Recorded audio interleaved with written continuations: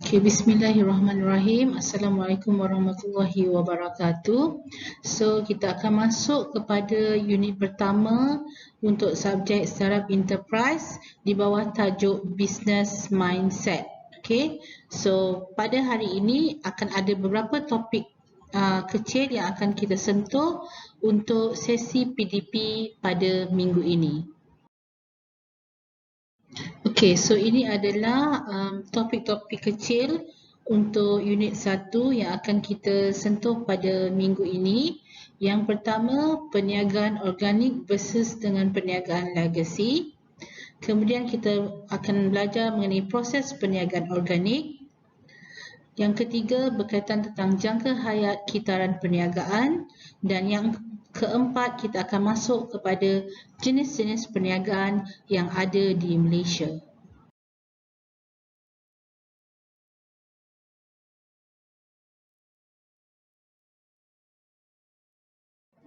Okey, jika anda lihat di slide ini, ada satu paparan berkaitan tentang, saya boleh katakan ini adalah kitaran hayat manusia. Okey, daripada kita lahir, baby, kemudian membesar, menjadi kanak-kanak, remaja dan dewasa, tua, sehinggalah satu masa nanti kita tiada lagi di dunia, kembali ke rahmatullah. Semoga kita semua meninggalkan dunia ini dalam husnul khatimah, kan, insya-Allah. Okey. So, di sini saya nak terangkan mindset setiap orang bahawa kebiasaannya orang kata semua orang boleh berniaga. Siapa-siapa je pun boleh berniaga. Itu memang betul. Okey. Tetapi kita nak pastikan bahawa adakah perniagaan kita itu akan tetap ada sekiranya kita telah tiada. Maksudnya kita nak pastikan bisnes kita tu terus kekal berada di pasaran walaupun pada ketika itu kita tidak lagi ada di dalam dunia ni. Okey, dah tak ada lagi, bisnes kita tetap kekal. Itu yang kita perlu pastikan bahawa bisnes yang kita bina itu boleh sustain dalam pasaran dalam jangka masa yang panjang. Okey. Jika kita hanya menerima hakikat bahawa jualan akan menurun apabila ianya sampai ke satu peringkat atas andaian produk atau servis kita tidak lagi diterima di pasaran selari dengan umur kita yang meningkat, memang perniagaan kita lambat laun akan gulung tikar.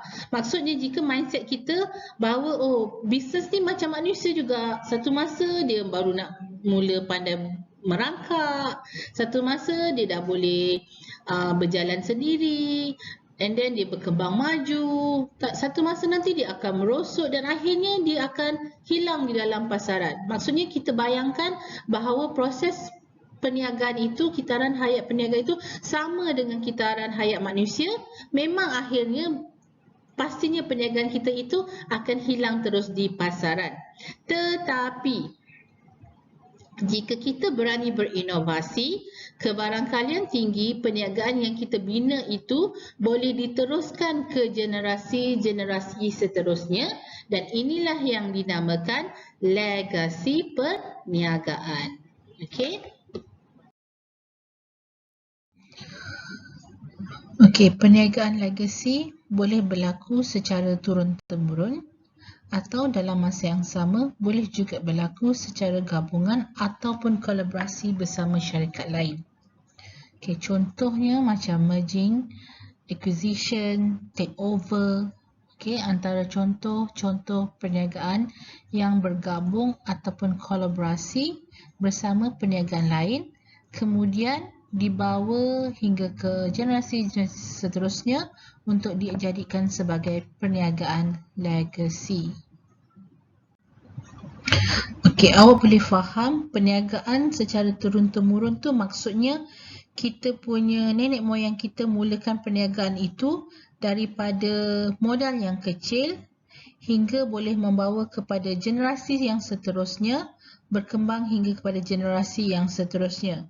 Maksudnya kita punya nenek moyang yang mulakan perniagaan itu daripada awal lagi. Itu contoh perniagaan secara turun-temurun. Okey, bagi perniagaan legacy yang dibentuk secara gabungan ataupun kolaborasi bersama syarikat lain, contohnya atuk kita dulu beli perniagaan kedai motor Kim Seng contohnya. Asal-asal bisnes tu adalah perniagaan Kim Seng. Atuk kita beli perniagaan Kim Seng tu, kemudian tukar nama bisnes tu atas nama perniagaan dia, kemudian atau awak bawa bisnes tu sehingga turun-temurun jatuh kepada ayah awak, kemudian kepada anak dia, anak kepada cucu, kepada legacy yang seterusnya. Itu beza antara perniagaan legacy sama ada bermula secara turun-temurun ataupun perniagaan legacy juga boleh berlaku sekiranya nenek moyang kita dulu beli bisnes orang lain, bisnes yang dah sedia ada, dia pula teruskan bisnes tu dengan nama dia sendiri, nama perniagaan dia, dan dia bawa hingga kepada generasi yang seterusnya. Itu juga boleh dipanggil sebagai perniagaan legacy. Di sini ada beberapa contoh peniaga yang boleh kita anggap sebagai peniaga yang boleh kita anggap telah menjalankan perniagaan secara legacy. Okay, so ini salah satu contoh peniaga buku di Pasar Chaurasta yang mana telah perniagaan dia telah beroperasi hingga kepada 5 generasi. Okay, yang ini juga contoh seterusnya perniagaan legacy yang diusahakan oleh seorang anak muda yang mana menguruskan operasi pemasaran di sebuah kilang pakaian toko Hudaya di Baganserai. Perniagaan ini telah beroperasi selama 30 tahun bermula tahun 1989 dan kebanyakan staf-stafnya adalah di kalangan ahli keluarga dan mempunyai pekerja sehingga 47 orang bekerja sepenuh masa yang mana kebanyakannya adalah kaum wanita. Okey, seterusnya kita pergi kepada perniagaan seterusnya, perniagaan organik. Okey. Perniagaan organik merupakan proses mengembangkan sesebuah perniagaan bermula dari bawah mengikut kemampuan modal sedia ada tanpa perlu pembaziran dan pulangan dilaburkan semula untuk perkembangan perniagaan ke suatu tahap yang optimum. Okey, maksudnya perniagaan organik ni dia memang bermula dengan modal yang kecil, modal sendiri, modal yang kecil. Kemudian perniagaan ini dibangunkan secara sedikit demi sedikit hingga berkembang kepada satu tahap yang paling optimum. Okey, itu yang kita namakan sebagai perniagaan organik. Macam kalau kita cerita produk organik ataupun tumbuhan organik, maksudnya dia tumbuh secara semula jadi. Tak ada guna apa-apa baja kimia dan sebagainya kan. Dia tumbuh secara semula jadi. Kalau pokok pun, kalau kita kata pokok organik, dia pakai baja macam tai ayam, tai arnab dan sebagainya. Okay, tak guna mana-mana pemangkin ataupun chemical punya sumber dalam pertumbuhan tu, dalam perkembangan pokok tu supaya pokok itu cepat tumbuh dengan lebih pantas dan sebagainya. Maksudnya organik ni bila kita kaitkan dengan tumbuhan organik, dia tumbuh secara alami, secara semula jadi. So begitu juga dalam perniagaan organik. Perniagaan yang diusahakan daripada awal dengan modal yang kecil, modal yang sedia ada.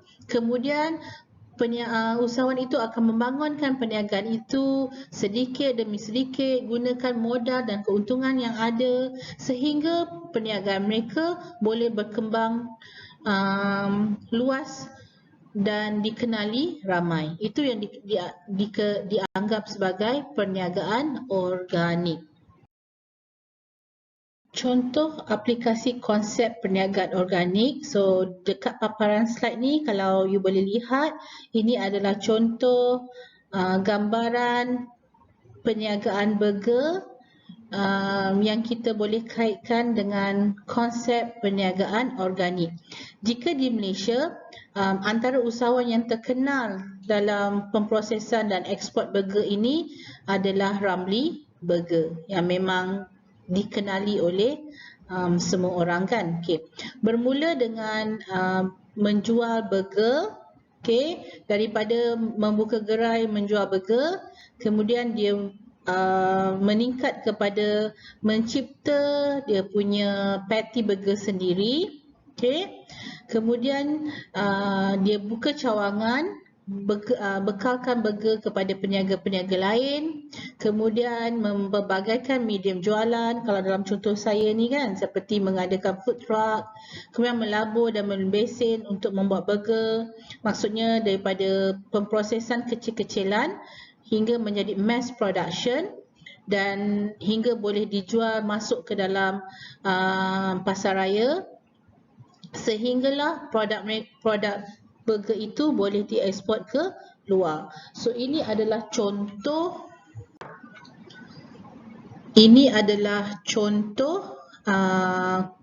aplikasi kepada konsep perniagaan organik. Maksudnya daripada bermula dia kecil-kecilan, dia hanya buka gerai dekat tepi rumah dia, depan rumah dia, jual burger. Kemudian dia come up dengan idea buat patty burger dia sendiri. Kemudian dia jual pula, dia tawarkan ataupun dia bekalkan menjadi pembekal kepada peniaga-peniaga roti yang lain. Kemudian dia masuk dia punya produk masuk ke dalam mana-mana pasar raya sehingga produknya boleh dieksport ke luar. So ini kita boleh nampak contoh aplikasi konsep perniagaan organik. Daripada kecil-kecilan berkembang daripada semasa ke semasa, ke satu peringkat hingga kepada peringkat yang sangat besar sehingga perniagaannya boleh dieksport ke luar. Ini adalah contoh syarikat-syarikat yang bermula secara organik. Yang pertama adalah Nintendo Corporation, merupakan sebuah perniagaan dari negara Jepun yang mana dimiliki oleh seorang craftsman, Fusajiro, yang bermula dengan menjual kad Hanafuda playing card ni yang kita kenali sebagai daun drop. Bermula dengan perniagaan yang sekecil itu sehingga dia berjaya membesarkan perniagaannya menjadi sebuah perniagaan yang dikenali dalam bidang barangan elektrik dan juga video game. So kalau gamers dia mesti tahu Nintendo ni kan. Okay. Yang kedua adalah Avon. So Avon ni siapa je tak kenal, kalau tanya mak-mak awak mesti tahu produk Avon ni produk apa. Dan Avon bermula di New York yang mana asalnya pemilik dia hanya adalah seorang penjual buku dari pintu ke pintu. Tetapi pada tahun 1886 dia telah menemui satu produk yang dia rasakan lebih tinggi permintaan berbanding dengan penjualan buku, iaitu dia start menjual perfume sehinggalah ke hari ini Avon kekal dengan niche produk kecantikan, produk penjagaan diri dan sebagainya. Okay. Dan yang ketiga adalah Marriott International yang mana berasal dari Washington DC. Pemiliknya asalnya membuka perniagaan rangkaian makanan A&W, root beer tu. Kemudian pada tahun 1957 dia mengubah dia punya perniagaan daripada penjual rangkaian makanan segera bertukar kepada bidang hospitality ataupun perhotelan ini, sehingga ke hari ini JW Marriott mempunyai lebih kurang dalam rangkaian hotel mewahnya sebanyak 420 hotel di lebih kurang 65 buah negara. Kalau kita tengok dekat Malaysia ni ada dekat Putrajaya ada, dekat KL ada. Okay. Kalau dekat Langkawi tu yang Ritz-Carlton tu pun under company JW Marriott juga.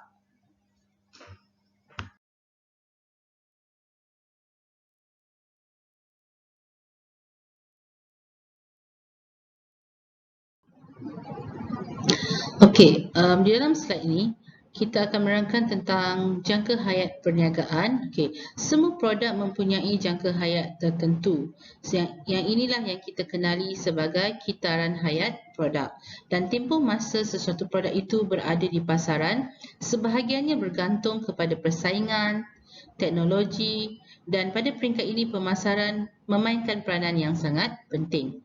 Dan salah satu cara terbaik untuk bagi kita memastikan bahawa produk kita sentiasa berada di pasaran dalam jangka masa yang panjang, antaranya kita perlu sentiasa mendapatkan maklum balas daripada pengguna tentang produk kita. Kemudian kita kena tahu, mencari maklumat berkaitan pengguna, apa pandangan mereka, apa yang mereka perlukan lagi, tambah baik terhadap produk yang sedia ada. Perkara-perkara ini adalah bagi memastikan bahawa produk kita sentiasa kekal kompetitif berada di pasaran. Okey, jika anda lihat di dalam slide ini, terdapat 4 peringkat untuk kitaran hayat produk, bermula dengan peringkat pengenalan, okey, kemudian diikuti dengan peringkat pertumbuhan, dan ketiga peringkat matang, dan yang terakhir peringkat kemerosotan. Okey, saya akan terangkan satu persatu untuk setiap peringkat ini. Okey, bermula dengan peringkat pengenalan. Okey, pada peringkat ini produk kita baru berada di pasaran. Okey, dan pada peringkat ini ramai orang ingin tahu tentang produk kita, mencari maklumat tentang kita punya produk. Okey, so pada peringkat ini, kualiti produk adalah sangat penting. Dan peniaga ataupun usahawan perlu memastikan bahawa produk yang ditawarkan mempunyai kualiti yang sangat baik bagi memastikan supaya produk dia ataupun perniagaan ini berterusan. Okey. Sesebuah perniagaan biasanya akan cuba membina aktiviti periklanan dengan lebih meluas lagi untuk memberi kesedaran kepada pengguna mengenai produk mereka yang telah berada di pasaran. Oleh itu, pada peringkat ini, kebiasaannya pada peringkat pengenalan ini, biasanya perbelanjaan untuk bahagian periklanan agak tinggi. Okey. Dan ada juga usahawan pada peringkat pengenalan ini akan menggunakan strategi harga yang lebih rendah bagi menarik perhatian pelanggan untuk membeli produk yang baru diperkenalkan. Itu sebab kadang-kadang anda perasan di pasaran kita, kalau ada satu-satu produk baru diperkenalkan, kadang-kadang usahawan selalu memainkan teknik strategi harga, yang mana biasanya contohnya kadang-kadang dia kata beli dua percuma satu, ataupun beli produk ini pada unit yang kedua dengan diskaun 50%. So macam-macam lagi aktiviti strategi berkaitan harga yang akan dijalankan dengan tujuan untuk menarik perhatian pelanggan untuk membeli produk mereka yang baru berada di pasaran. Okey. Contoh produk baru yang saya boleh bagi, okey, kalau contohnya sekarang ni yang baru saya pernah terbaca, ada satu produk pencucian yang dipanggil sebagai crystal candy. Dia macam gula-gula, jernih kalau awak tengok, ada macam-macam color. Okey, candy crystal tu kalau kita masukkan dalam washing machine, masuk satu je dah cukup. Maksudnya dia dah ada sekali dengan pencuci, dah ada sekali dengan pelembut dan juga pewangi, 3 in 1 candy crystal tu.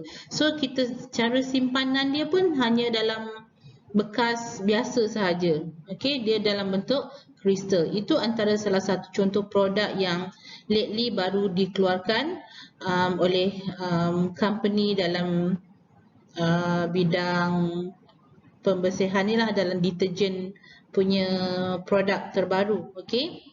Kemudian contohnya lagi berkaitan tentang produk peringkat pengenalan ni, ketika iPhone 6 ataupun iPhone 6 and 6 Plus diperkenalkan, masa tu sebanyak 10 million unit iPhone 6 tu telah terjual dalam tempoh 3 hari. Dan dengan 4 million unit yang pertama tu dapat terjual dalam tempoh 24 jam yang pertama sahaja. So maksudnya pada ketika itu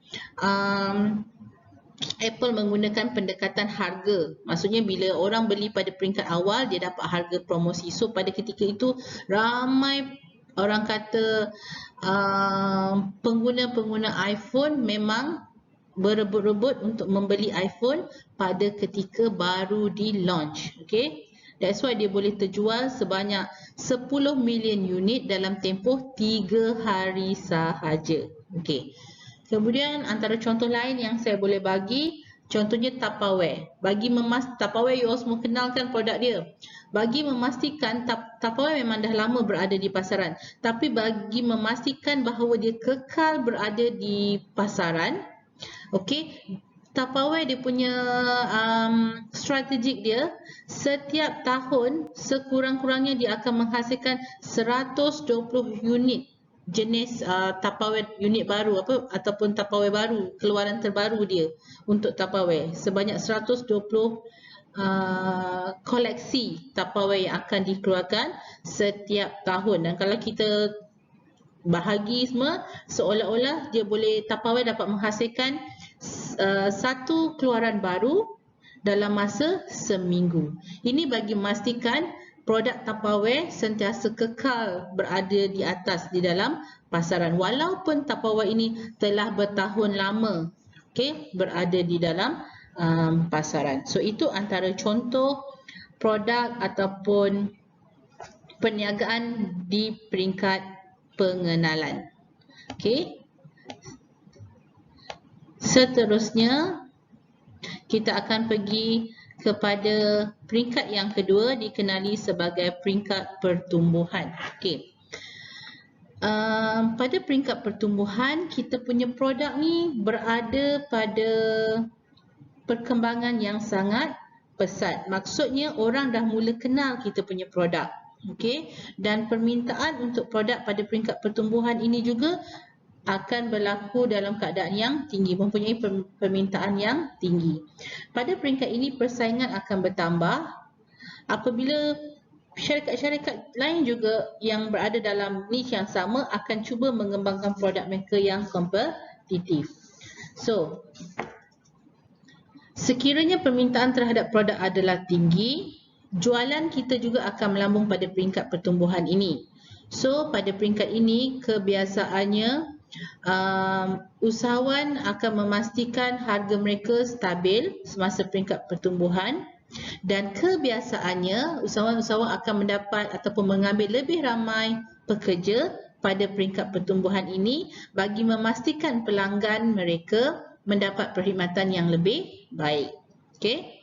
Dan peringkat ini juga aktiviti pengiklanan masih dijalankan bagi meningkatkan kesedaran pengguna terhadap produk yang telah berada di pasaran. Sebagai contoh untuk kita di Malaysia ni, untuk peringkat pertumbuhan, mungkin saya boleh bagi contoh susu Farm Fresh. Saya tak boleh bagi dia peringkat pengenalan sebab dia telah berada di pasaran kita hampir 5 ke 6 tahun. So pada peringkat ini mungkin saya boleh katakan yang contoh yang terbaik adalah susu Farm Fresh, yang mana susu Farm Fresh ini keluaran Malaysia memberi persaingan yang sangat hebat kepada produk-produk susu tenusu yang lain yang berada di pasaran. Contohnya Nestle, Marigold dan sebagainya. Susu Farm Fresh ni ketika di peringkat awal dia tidak dibenarkan masuk ke Sabah dan Sarawak. Cerita dia, isu dia kerana bila susu Farm Fresh dibawa ke Sabah Sarawak, area Borneo, keluaran ataupun production tenusu dekat Sabah Sarawak tu memang sangat-sangat tergugat. That's why kementerian kat sana tidak membenarkan produk Farm Fresh untuk masuk ke Sabah dan Sarawak. So oleh itu peringkat pengurusan Farm Fresh dekat sini memikirkan macam mana cara untuk produk dia sampai ke sana. Akhirnya dia membuat ubah suai sikit terhadap produk dia, sedikit perubahan, yang mana susu Farm Fresh yang masuk ke dalam kawasan Borneo yang akan dibawa ke kawasan Borneo tidak menggunakan susu segar. Yang kita jual dekat dalam Malaysia ni adalah susu segar, tapi kalau dia nak jual untuk dieksport ke Sabah Sarawak, dia akan menggunakan susu macam campuran dairy lah, okey, yang bukan daripada susu Farm Fresh. Okey. Antara contoh lain perniagaan ataupun produk di peringkat pertumbuhan, mungkin juga saya boleh katakan perniagaan rumput kapet tiruan. Kalau awak perasan sekarang ni, kalau syarikat perumahan kan, kalau dekat landscape dan sebagainya telah menggantikan alternatif kepada rumput biasa kepada rumput kapet tiruan, yang mana proses penjagaannya lebih mudah, okey, dan tidak perlu potong rumput dan sebagainya. So perniagaan rumput kapet tiruan sekarang ni pun dah semakin meningkat di Malaysia. Kalau awak tengok kat perumahan ataupun landscape tertentu, sekarang kita dah gantikan daripada penggunaan rumput sebenar, rumput yang jenis golf dan sebagainya, tukar kepada rumput kapet tiruan. Okey. Seterusnya kita pergi kepada peringkat yang ketiga, iaitu peringkat matang. Alright. Okey, peringkat matang adalah peringkat yang ketiga. Kalau awak tengok dari keluk jualan industri, dia berada pada peringkat yang paling atas sekali, yang tertinggi sekali dia punya jualan dan juga kuantiti jualan dan juga keuntungan. Okey. Di peringkat matang, sebenarnya pasaran kita telah mencapai satu titik tepu. Okey, dah sampai satu titik tepu yang mana kita punya jualan tidak boleh meningkat lagi. Okey, pada peringkat ini agak sukar untuk pesaing-pesaing baru untuk memasuki pasaran. Ada juga yang mungkin keluar terus daripada perniagaan, yang mana ketepuan pasaran ini akhirnya akan memaksa syarikat untuk menurunkan harga. Okey. Oleh itu, bagi memastikan perniagaan terus berada di dalam pasaran, syarikat perlu mencari inovatif ataupun perubahan baru terhadap produk yang mereka jual. Okey. Contohnya, peringkat penurunan ini boleh dicetuskan oleh teknologi baru yang menggantikan produk yang telah terlalu lama. Okey. Akhirnya jualan produk akan mula merosot kecuali mana-mana syarikat yang menggunakan alternatif baru, kegunaan baru, teknologi baru ataupun pasaran baru untuk produk mereka. Okey, contohnya saya ambil typewriter, mesin type kan, yang mana sekarang ini dia punya fungsi mesin typewriter itu telah digantikan dengan penggunaan komputer.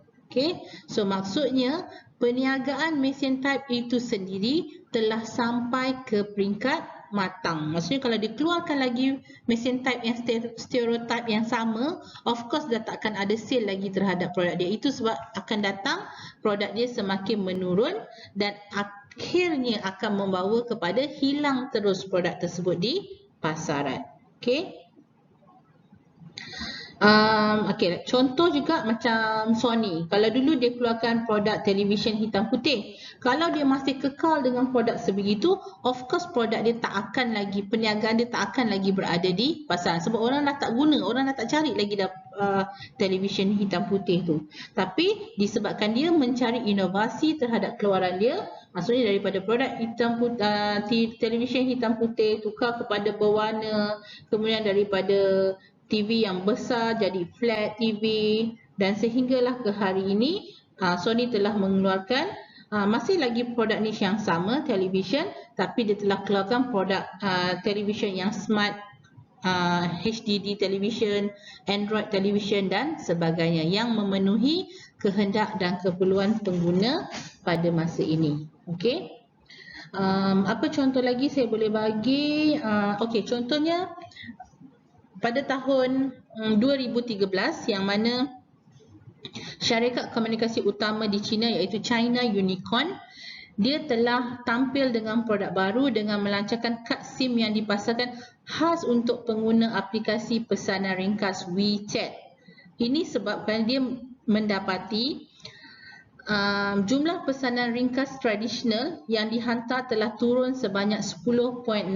So, bila didapati ada penurunan daripada permintaan atau penggunaan terhadap mesej yang tradisional, oleh itu China Unicom telah mencari alternatif baru untuk mengeluarkan satu aplikasi terbaru untuk pengguna WeChat.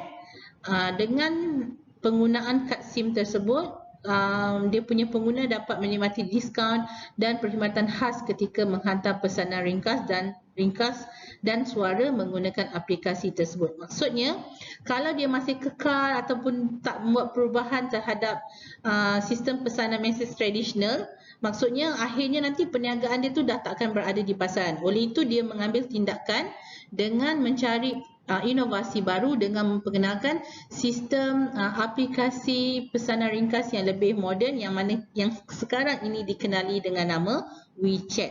Okey, itu contoh.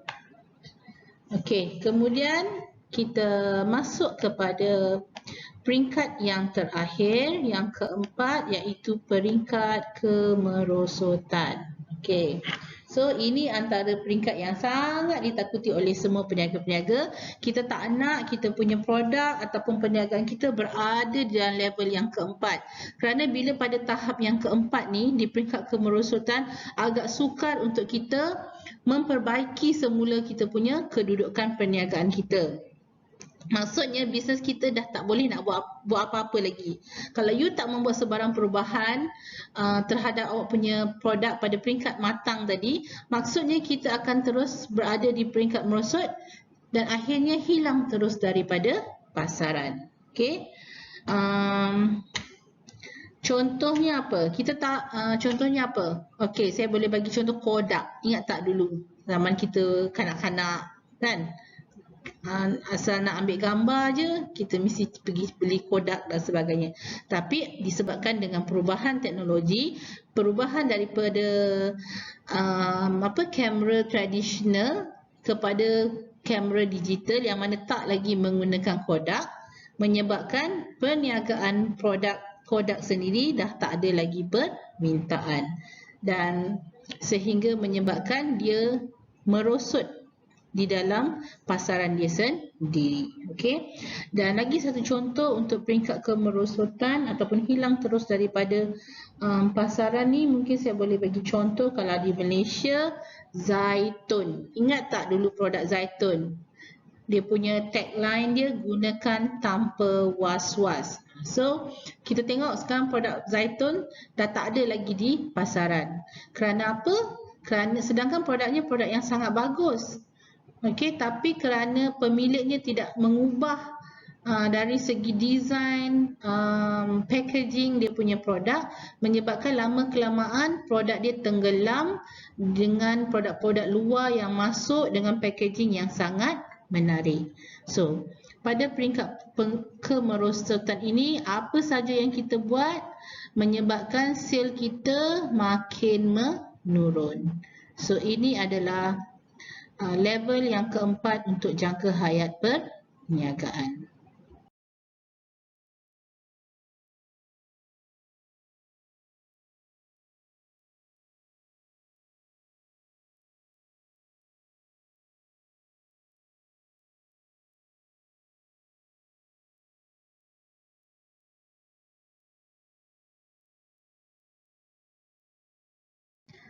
Okey, kita sampai kepada slide yang terakhir berkaitan tentang tugasan mingguan. So, untuk tugasan mingguan anda, anda pada minggu ini anda dikehendaki menerangkan menggunakan pemahaman anda sendiri berkaitan tentang kitaran hayat perniagaan beserta contoh-contoh semasa untuk produk dan perniagaan bagi setiap peringkat jangka hayat tersebut. Okey, format tugasan boleh dimuat turun dalam bentuk Word, PowerPoint, kemudian di-upload ke dalam Google Classroom masing-masing. Okey, so sekian, terima kasih. Assalamualaikum.